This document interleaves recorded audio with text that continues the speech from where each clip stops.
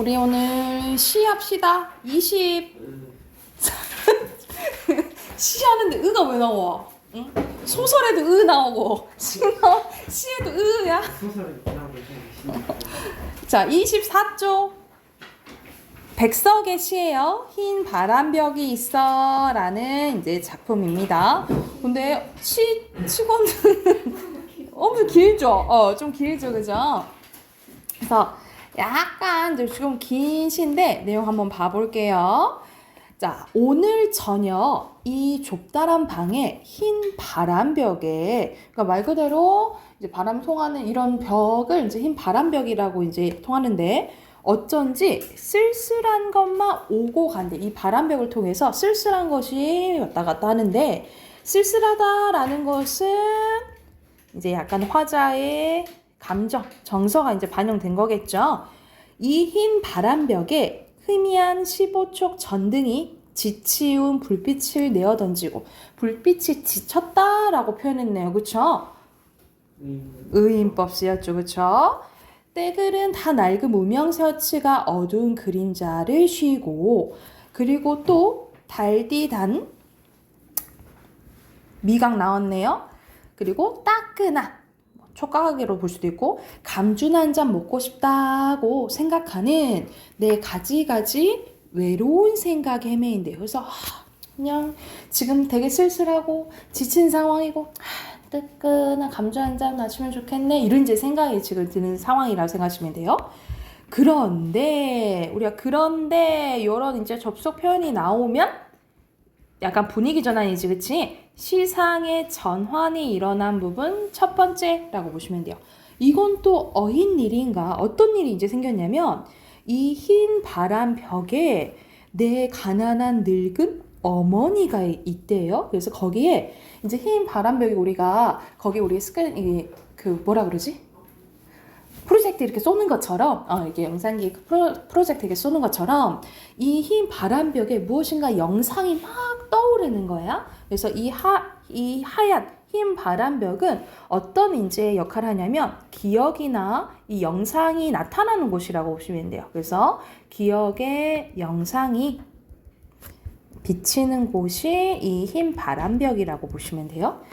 내 가난한 늙은 어머니가 이렇게 시퍼러둥둥하니 추운 날인데 어떻게 춥대? 시퍼러둥둥하니. 이거는 뭐야? 시각이죠. 근데 춥다라는 것은 촉각이지. 그래서 여기서는 촉각의 시각화, 공감각적 심형 쓰였어요. 차디찬 물에 손을 담그고 무이며 배추를 씻고 있대. 그래서 나의 이제 사랑하는 어머니 모습도 보이고, 또 사랑하는 사람도 보이는 거예요. 내 사랑하는 어여쁜 사람이 어느 먼 앞대 조용한 개포가의 나지막한 집에서 그의 지아비와, 그러니까 아마 다른 사람과 이제 결혼했나 봐. 그의 지아비와 마주 앉아 대국구를 끓여놓고 저녁을 먹는다. 벌써 어린 것도 생겨서, 자식도 생겨서 옆에 끼고 저녁을 먹는데요. 그래서 이런저런 이제 생각이 들고, 그런데 시상전환 두 번째 일어나는 거, 이 적으시면 되겠죠. 또 이지막하여 어느 사이엔가 이 흰 바람벽에 내 쓸쓸한 얼굴을 쳐다보며 이런 글자들이 지나간대요. 그래서 이제 글자들이 이제 지나가는데, 이런 글자들이란 나의 속마음이라고 보시면 돼요. 그래서 나의 내면 인식을, 자신의 내면을 인식하는 부분이어서 막 나의 속마음들이 이렇게 지나간다고 생각하면 돼. 나는 아까부터 이제 시적 화자는 직접적으로 이제 나타나고 있죠. 나는 이 세상에서 가난하고 외롭고 높고 쓸쓸하니 살아가도록 태어난 것 같아. 그러니까 내가 지금 이렇게 가난하고 외롭고 쓸쓸한 건 그냥 타고났네? 운명인 것 같아. 난 이렇게 그냥 태어난 것 같아 라고 생각하는 거야. 그래서 여기서 화자의 운명론적 세계관이 반영되어 있다라고 보시면 돼요. 난 이렇게 태어난 것을 이렇게 생각하는 거지. 그리고 이 세상을 살아가는데 내 가슴은 너무나 많이 뜨거운 것으로, 호젓한 것으로, 또 사랑으로, 슬픔으로 가득 찬대. 그러니까는 말 그대로 슬플 때도 있고, 사랑할 때도 있고, 괜찮을 때도 있고, 이렇다는 거지. 그리고 이번에는 나를 위로하는 듯이, 나를 울력하는 듯이. 울력은 약간 힘을 북돋아주는 것을 얘기를 하는 거예요. 눈질을 하며 주먹질을 하며 이런 글자들을 지나가는데, 근데 우리 보통 눈질, 주먹질, 이건 보통 주먹질 나쁜 거 아닌가 이렇게 생각할 수 있잖아, 그치? 근데 앞에 수식어 뭐야? 나를 위로하듯이 울력하는 게 뭐야? 눈질이랑 주먹질이에요. 여기서는 이건 긍정적인 거야. 나를 힘내게 해주는 거라고 생각하시면 될 것 같아요. 그러니까 말 그대로 약간 나의 의지를 북돋는 행위라고 보시면 돼요. 북돋는 행위라고 보면 돼.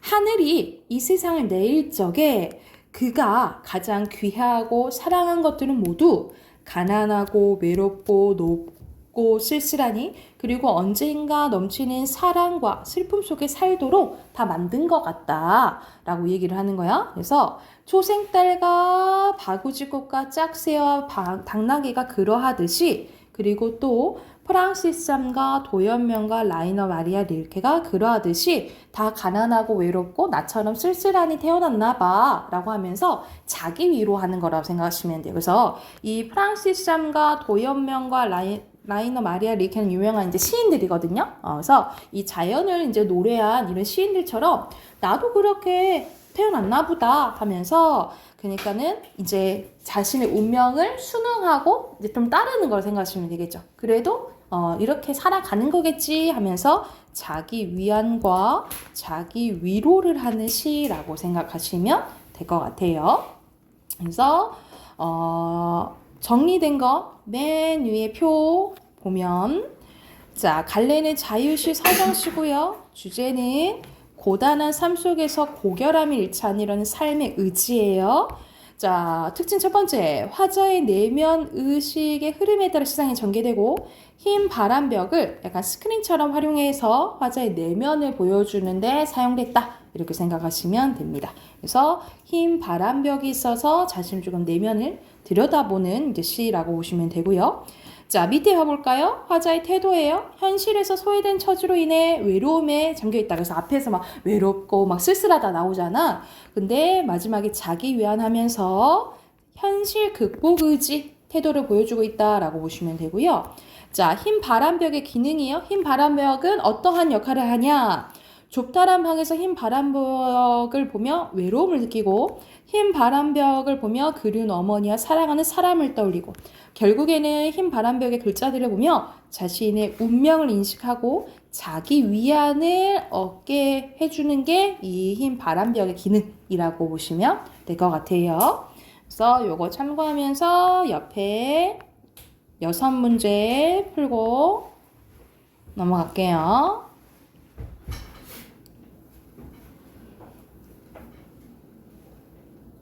그리고 맨 밑에 보면은 여러분 그 중간중간 앞에 부분에 보면은 평소에 좀 쓰지 않는 뭐 이게 단어들이 뭐 나올 수 있는데, 이거는 그때 당시에 이제 방언이 사용됐다라고 보시면 되고, 토속성, 뭐 향토성 뭐 이런 것들을 느낄 수 있다라고 생각하시면 돼요. 이것도 참고하면서 문제 푸세요.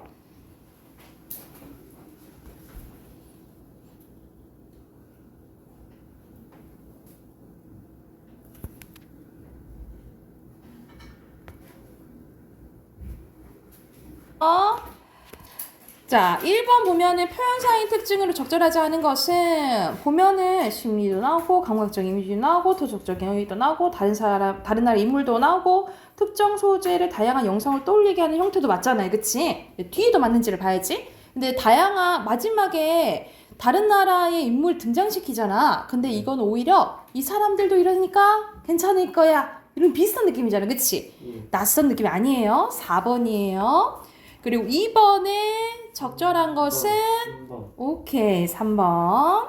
그리고 3번에 빈칸. 현실이 아니라 계속 운명론 쪽 세개가 있는데 운명이에요. 둘 다 빈칸. 운명 두 글자. 그리고 4번에 기억에 대한 설명으로 적절하지 않은 거. 기억이 뭐야? 흰 바람벽이죠. 흰 바람벽에 이제 보이는 것들에 대해서 말하는 건데, 근데 처음에 누굴 생각해요? 엄마도 생각하고 사랑하는 사람도 생각하고, 근데 막 못 잊어서 계속 막 그래? 아니. 네? 머물러 있는 거 아니에요. 3번입니다. 그림의 대상이 보이긴 하지만 머무르게 하는 건 아니라고. 근데 2번은 맞아요. 2번에 쓸쓸하고 외로운 천지를 불렇게 일으키는 게 맞죠? 오케이. 응. 그리고 5번에 5번에 이때는 1940년대 뭐 일본식 성명 강요를 거부하고 직장에서 나와가지고 이걸 썼대. 4번? 4번 따르지 못하는 사람 아니죠? 4번이고요.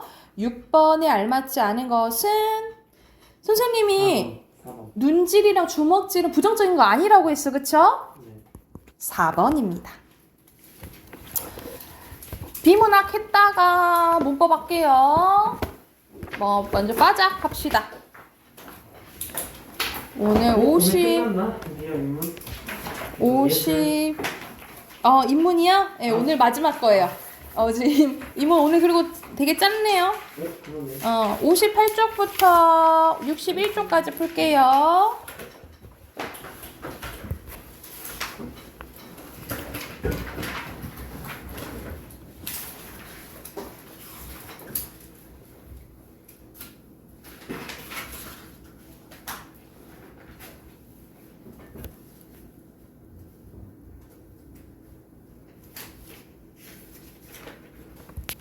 자, 같이 한번 봐봅시다. 여기서는 스피노자에 대해서 나오는데, 자, 스피노자의 윤리학을 이해하기 위해서는 코나코토스라는 개념이 필요하대요.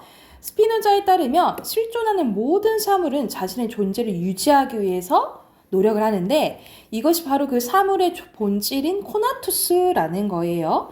그러니까는 정신과 신체를 서로 다른 것이 아니라 하나로 보았던 그는 정신과 신체에 관계되는 코나투스를 충동이라고 부르고, 다른 사물들과 같이 인간도 자신을 보존하고자 하는 충동을 갖고 있다라고 본 거예요. 특히 인간은 자신의 충동을 의식할 수 있다는 점에서 동물과 차이가 있다며 인간의 충동을 특히 욕망이라고 불렀대.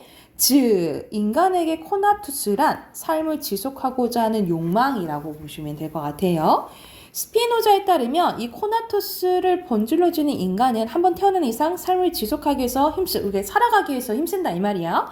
하지만 인간은 자신의 힘만으로는 삶을 지속하기 어렵습니다. 인간은 다른 것들 간의 관계 속에서만 삶을 유지할 수 있으므로 언제나 타자와 관계를 맺는데, 이때 타자로부터 받은 자극에 의해 신체적 활동이 능력이 증가하거나 감소하는 변화가 일어나는데, 감정을 신체 변화에 대한 표현으로 보았던 스피노자는 만약 신체적 활동 능력이 증가하면 기쁨 느끼는 거고, 만약 반대로 감소하면 슬픔 느낀다라고 보는 거예요. 그래서 또한 신체적 활동 능력이 감소하는 것과 슬픔의 감정을 느끼는 것은 이 코나투스가 감소하고 있음을 보여주는 거. 그래서 우리가 우울해지면 아무것도 나가기 싫어하고 침울하고 막 죽고 싶어하고 뭐 이렇게 이제 생각하는 거지.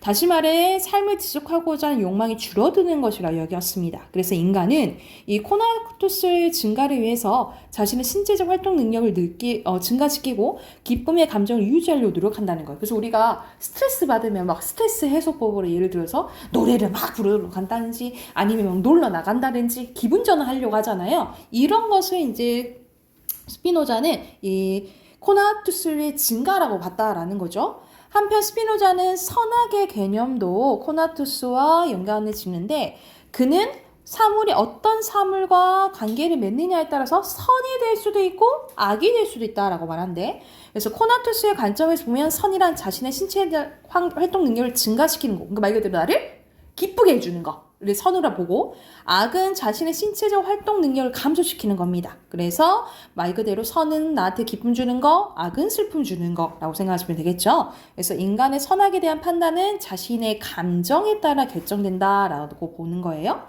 이러한 생각을 토대로 스피노자는 코나투스인 욕망을 긍정하고 욕망에 따라 행동하라고 이야기를 합니다. 슬픔은 거부하고 기쁨을 지향하는 거, 그것이 선의 추구라는 거예요. 그리고 코나투스는 타자와의 관계에 영향을 받으므로 인간에게는 타자와 함께 자신의 기쁨을 증가시킬 수 있는 공동체가 필요하다고 얘기합니다. 그래서 그 안에서 자신과 타자 모두의 코나투스를 증가시킬 수 있는 기쁨의 관계를 형성하는 것이 스피노자의 윤리학이다 라는 내용이네요.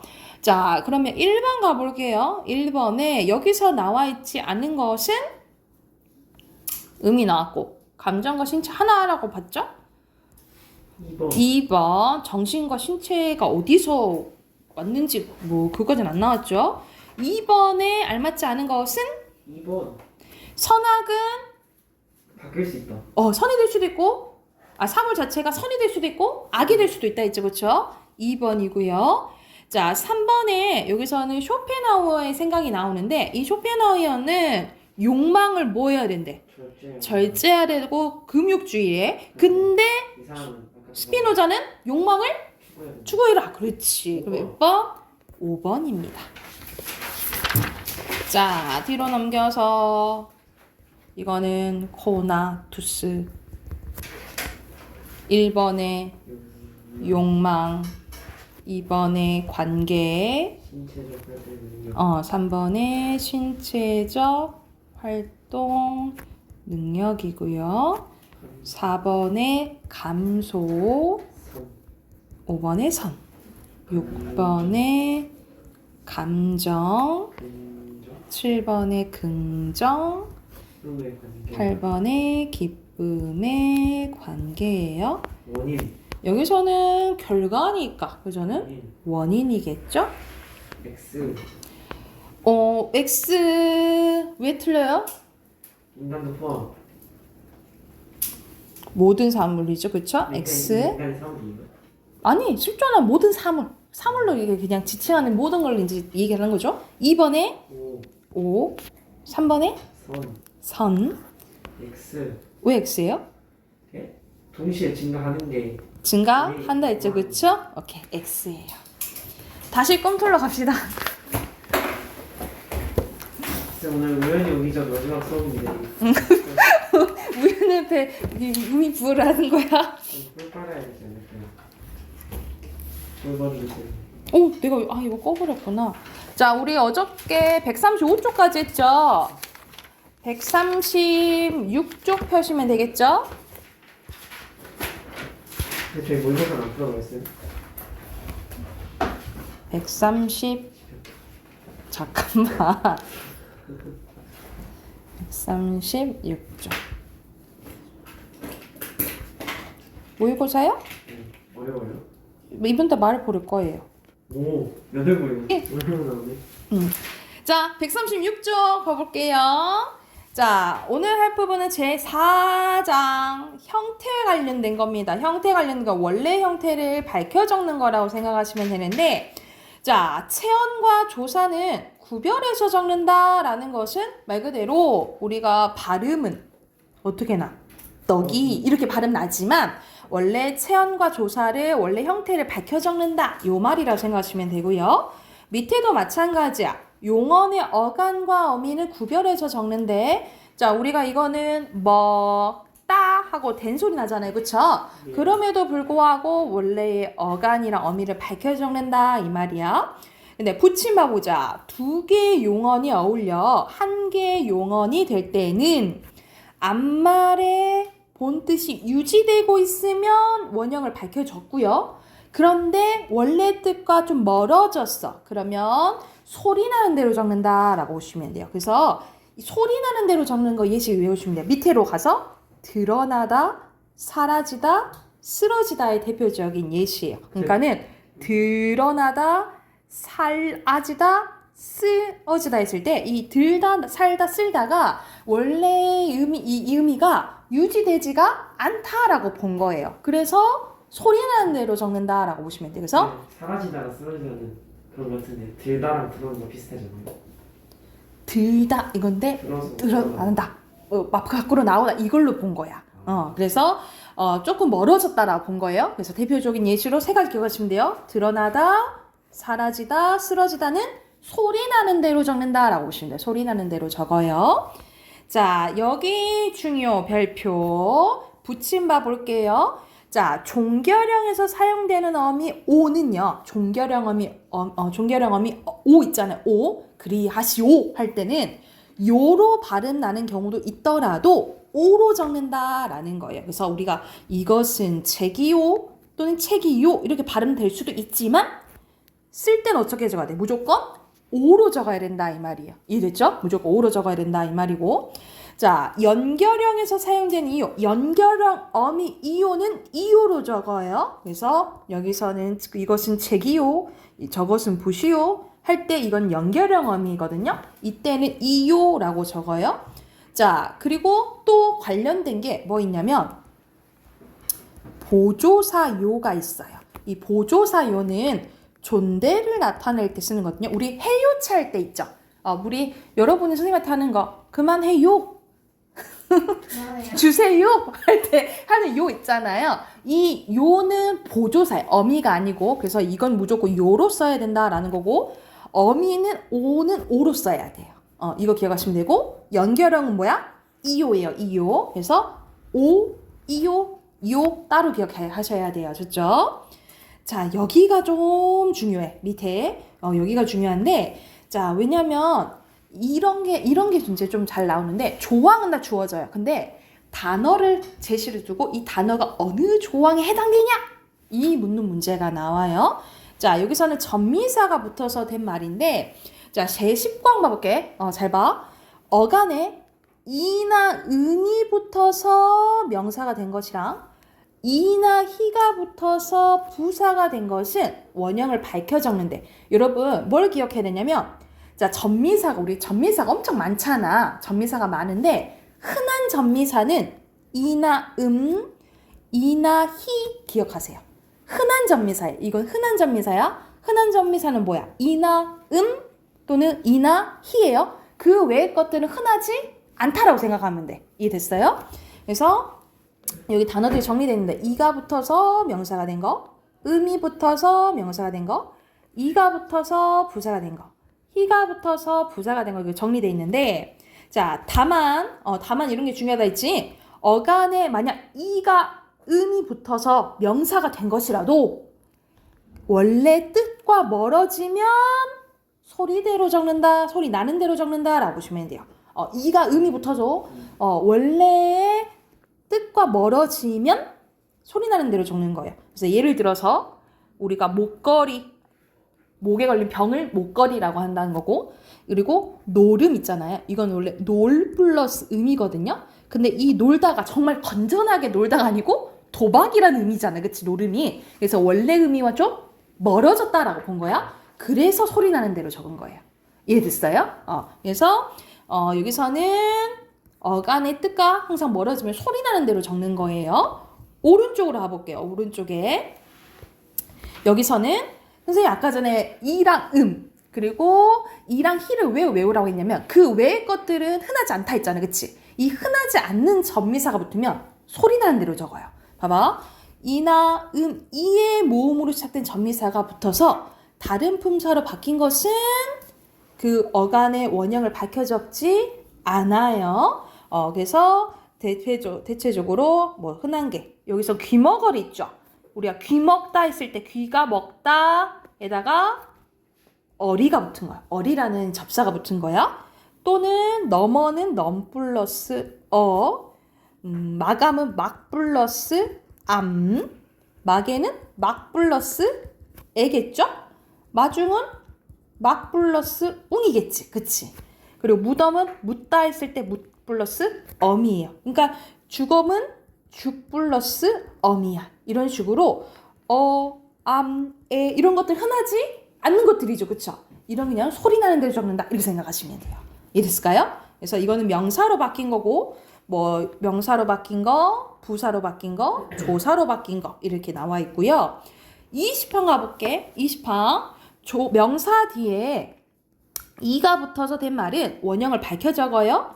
그래서 뭐 곳곳이, 낱낱이, 목목시, 샅샅이, 아바피, 집집이 이게 대표적인 예시고 뭐 명사가 된 것도 원형을 밝혀 적는데 근데 선생님 이가 흔한 거라 했잖아. 그치? 이 이외에 모음으로 시작된 또 전미사가 붙어서 된 말은 원형을 밝혀 적지 않아요.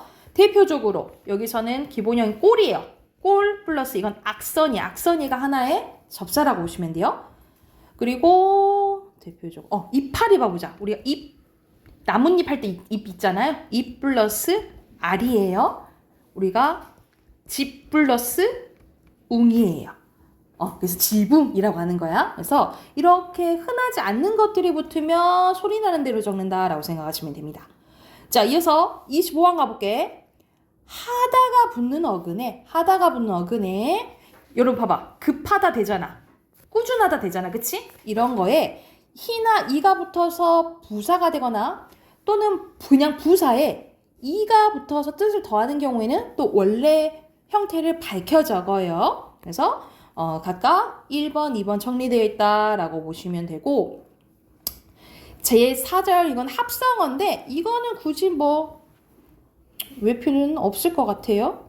이건 별로 중요하지 않고 4절 27항은 여긴 4절 중요하지 않고, 그래서 여기 전미사가 붙은 거 있죠. 이 전미사가 붙은 걸 잘 구별하셔야 돼요. 그래서 선생님이 그건 왜 그랬어? 이나 이나 희는 흔한 전미사라고. 흔한 적어 그 외의 것들은 뭐라고 생각하시면 돼요? 흔하지 않는 전미사라고 생각하시면 돼요. 이해됐을까요? 그러면 양쪽에 10번부터 16번 있죠? 문제 바로 풀어볼게요. 문제 풀고 답 확인해보자.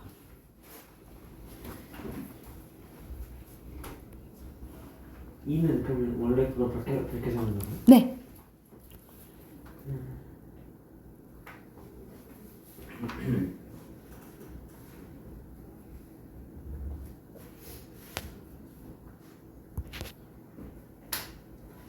자, 10번. 여기서 알맞자는 것은 5번이죠. 드러나다라고 했지. 자, 11번에 어서 오시오. X. 여기서는 아니 오라 했죠? 어미니까. 그리고 요거는 맞죠. 연결어이니까. 그리고 12번의 조항 뭐냐면, 자, 어간에 이나 음이 붙어서 명사가 된 것을 원형 밝혀졌죠? 3번. 다만 이나 이의 몸으로 시작된 전미사가 붙거나 아니면은 이나 음이 붙어서 명사로 된 것이라도 원래 뜻과 멀어지면 소리 나는 대로 적는다 했잖아. 그치? 자, 그러면 자, 여기선 종류가 다른 거 보는 거야. 여기서는 맛 플러스 옹이죠. 네. 이거는 묻 플러스 엄이고 넘 플러스 어죠. 이건 놀 플러스 음이고 이건 막 플러스 애잖아요. 근데 선생님이 뭐라 했어? 이나 이나 희는 흔한 거라 했지. 이건 흔한 거지만 왜 소리 나는 대로 적은 거야? 원래 뜻과 멀어져서 그런 거예요. 나머지는 흔하지 않는 것들이야. 그래서 다른 것은 4번인 거예요. 이해됐어요? 이렇게 조건 봐야 된다고. 그리고 13번에 5번이죠. 실 없이지. 자, 14번에 바르지 않은 거 여기 옆에 있죠. 비로소예요. 2번이고요. 그리고 15번에 잘못된 것은 여러분 단어만 봐도 딱 보이지. 쑥떡이다죠. 4번이에요. 그리고 여기서는 틀린 거 바로 고칠게. 기어, 땀, 바지예요. 그리고 비읍, 오, 뚝이에요. 그리고 이응, 목이 아니지. 모같이예요. 발음 나는 대로. 모같이. 그리고 이것도 틀렸다. 모시. 원래 원형 밝혀 적어야겠죠? 받침이 안 보이네. 이렇게 적으면 되겠죠? 그리고 마지막 하나 더. 지푸라기예요. 지푸라기. 목걸이가 뭐예요? 목에 걸린 병. 우리 장신구 목걸이랑 달라서 이렇게 소리 나는 대로 적는 거예요. 이거는 맞아요? 좀 뭐같이 저기 소리 나는 대로 적는 거죠? 네, 소리 나는 대로 적. 모같이. 모같이. 자, 뒤로 넘겨서. 자, 28항 이제 조항들이 이어져요. 이것들 선생님이 이제 외우라고 한 것만 외우면 된다고. 자, 28항입니다. 이거는 끝소리가 리을인 말과 딴 말이 어울릴 적에 리을이 소리가 나지 않는 것은 소리 나지 않는 대로 적는다. 이것은 우리 앞에서 음운 변동 배웠을 때 리을 탈락 현상 있죠.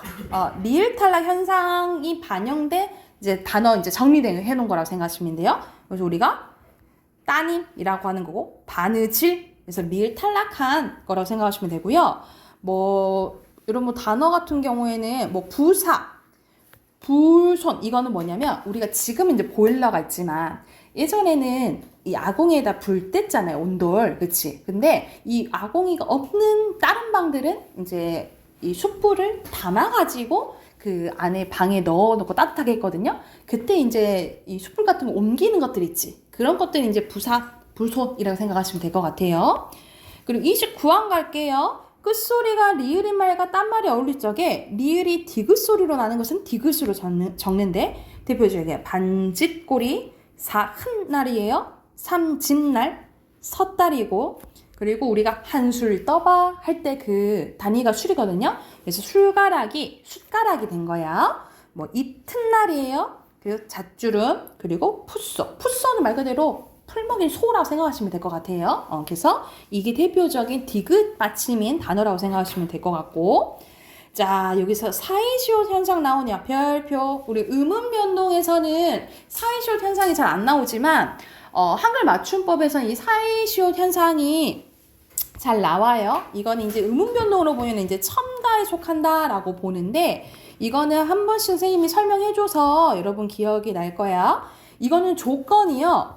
고유어 플러스 고유어거나 고유어 플러스 한자어거나 이건 순서는 상관없어요. 뭐 한자어 플러스 고유어일 때만 조건이 해당돼요. 한자어 플러스 한자어는 조건이 되지 않아요. 근데 여기가 왜 이제 학생들이 어려워하냐면 이게 고유어인지 이게 한자인지를 몰라가지고 글자가 고유어인지 한자인지 몰라서 이제 헷갈리는 경우가 많거든요. 근데 이 경우 자 이렇게 합성어가 될 때 있잖아요. 합성어가 될 때 자 조건이 세 가지가 있어. 선생님이 항상 예시 세 가지로 기억하라고 설명해 줬는데 자 첫 번째 우리가 생일 초불 불 때 촛불 단어를 이렇게 연달아 촛불 뒤에가 된 소리가 나죠. 그쵸? 이 된 소리가 난다라는 것을 알려주기 위해서 띠링 사이시옷이 들어가는 거예요. 사이시옷. 자 그리고 우리가 치아를 보호해주는 게 잇몸이죠. 우리 잇몸 이렇게 발음나? 이건 니은이 덧나는 거야. 잇몸 하고 해서 이걸 나타내기 위해서 또 시옷이 들어가는 거예요. 그리고 우리가 나무 플러스 잎을 발음하면 나뭇잎 이렇게 돼. 니은 소리가 덧나요. 그걸 또 표현하기 위해서 사이시옷이 들어가. 그래서 자 사이시옷 현상은 조건이 고유어 플러스 고유어거나 고유어 플러스 한자거나 한자 플러스 고유어예요. 한자 플러스 한자는 된다 안 된다? 안 돼요.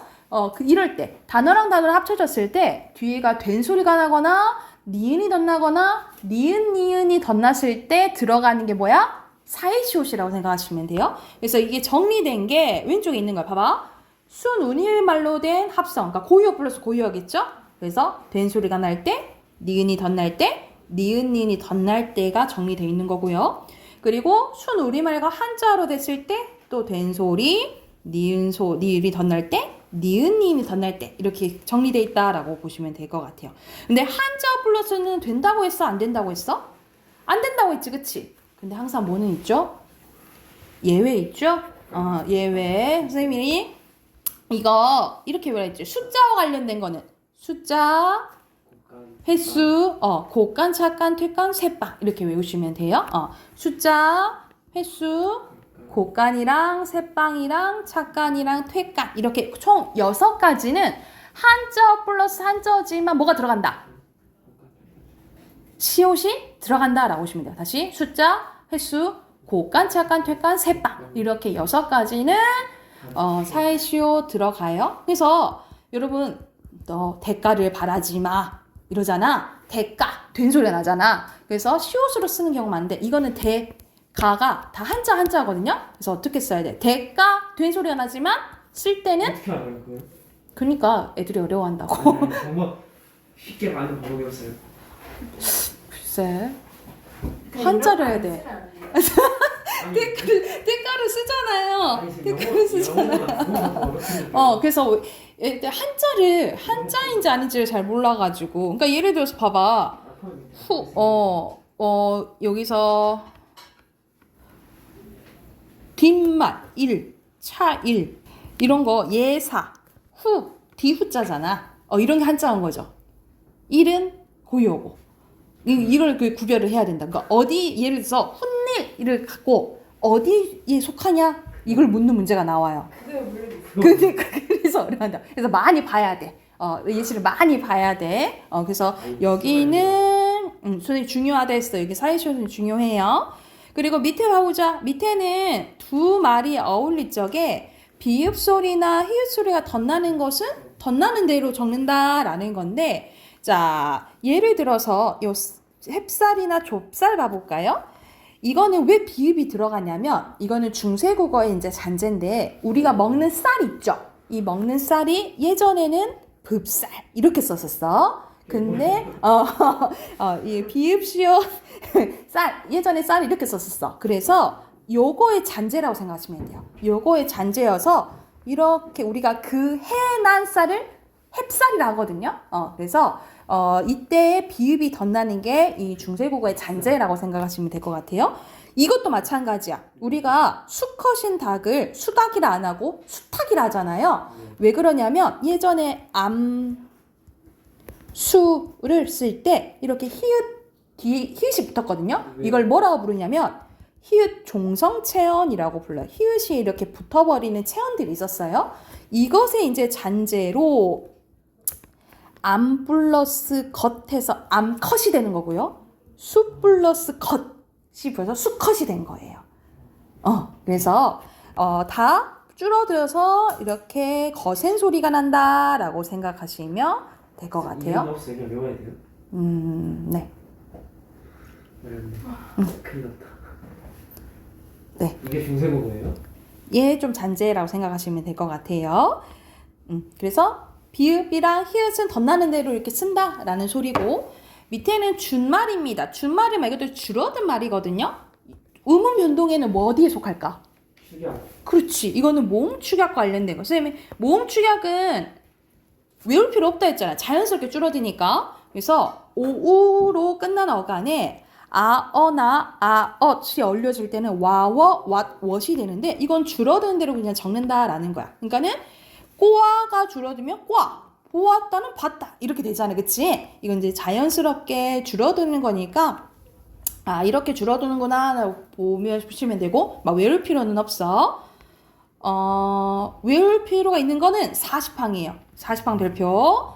자, 어간에 끄듬절에서 하가 있는데 하에 아가 줄고 히읗이 다듬절의 첫 소리 어울릴 적에는 거센 소리로 적는데, 이건 무슨 말이냐면 예를 들어서 여러분 간편하게 정결하다 이렇게 있잖아. 그치? 근데 이 하가 있는데 이때 하가 있잖아요.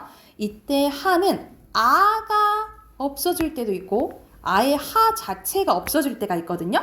어떨 때 그러냐면 아가 줄어들 때는, 자 여러분 봐봐. 앞에 리은 왔죠? 리을 왔죠? 네. 그치? 여기선 이응 왔죠? 여긴 아 있죠? 그리고 여기서는 우 있죠? 여기선 니은 있죠? 얘네들의 공통점은 울림소리예요. 앞에가 울림소리가 오면 아만 없어져요. 아만 없어지고 축약돼요. 근데 앞에가 안 울림 소리가 오면은 하 자체가 없어져요. 울림 소리. 이거는 외우셔야 돼요. 자, 앞에가 울림 소리가 있으면 아만 없어져. 안 울림 소리가 오면 뭐만 없어? 아니, 하 자체가 없어진다라고 생각하시면 돼요. 그래서 여기서는 아가 빠지고 히읗이랑 키읔이랑 합쳐져서 캐 이렇게 되는 거예요. 이해됐을까요? 그래서 앞에가 울림 소리인지 안 울림 소리인지를 봐야 돼. 이런 울림 소리는 뭐 있어? 모음이랑 그거 노란 양말 생각하시면 되겠죠? 그래서 모음이랑 노란 양말이 아니면 안 울림 소리인 거야. 그때는 하 자체가 빠진다라고 생각하시면 돼요. 하 자체가 빠진다. 오케이. 용캐도 저거예요? 네? 용캐.